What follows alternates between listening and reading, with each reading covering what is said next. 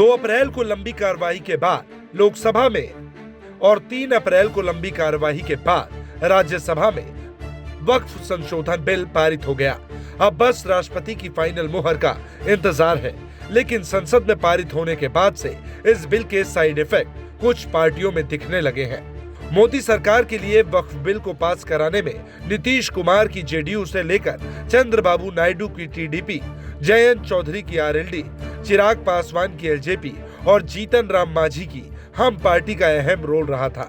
लोकसभा और राज्यसभा में वक्फ बिल के वोटिंग पैटर्न को देखें तो साफ है कि अगर बीजेपी को अपने सहयोगियों का साथ ना मिला होता तो बिल को पास कराना आसान नहीं था। वक्फ बिल के समर्थन करने का पॉलिटिकल साइड इफेक्ट भी सामने आने लगा है।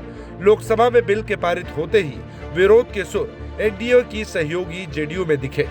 वक्फ संशोधन बिल पर समर्थन करने के चलते मुस्लिम सियासत गरमा गई है। जेडीयू के नेताओं ने बगावत का झंडा उठा लिया है।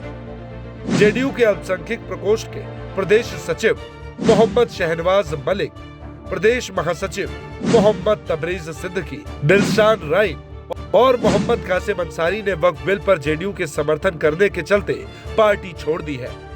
और तो और नीतीश कुमार के करीब माने जाने वाले मौलाना गुलाम रसूल बिलियावी ने वक्फ बिल पर जेडीयू के समर्थन करने पर अपनी नाराजगी जाहिर की। इन नेताओं की ओर से आरोप लगाए जा रहे हैं कि पार्टी ने मुसलमानों का भरोसा तोड़ा है।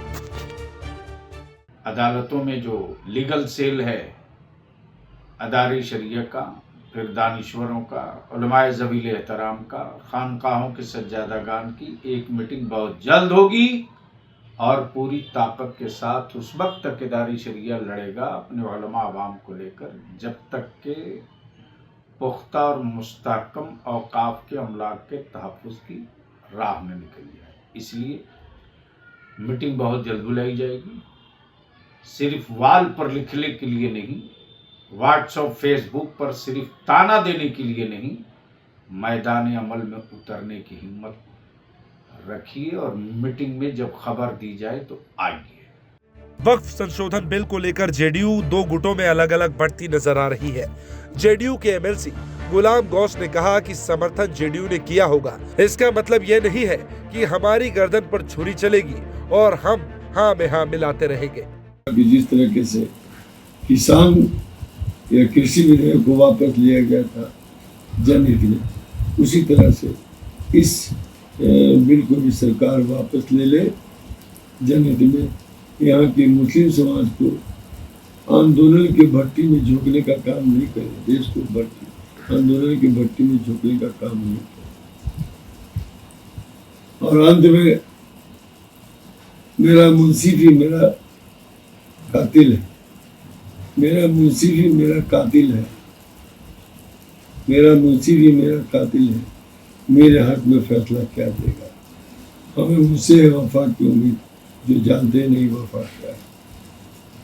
राष्ट्रपति जी से मेरा अनुरोध होगा कि इस बिल पर गौर करें और इसको वापस करें। खैर, लोकसभा के साथ साथ राज्यसभा में भी इस बिल को पास करा दिया गया है। राह आसान नहीं थी, लेकिन फिर से सरकार ने भरोसे में लिया और बिल को पारित करा दिया। लेकिन इसी के साथ एनडीए के सहयोगी पार्टियों के लिए दिक्कतें बढ़ गई हैं।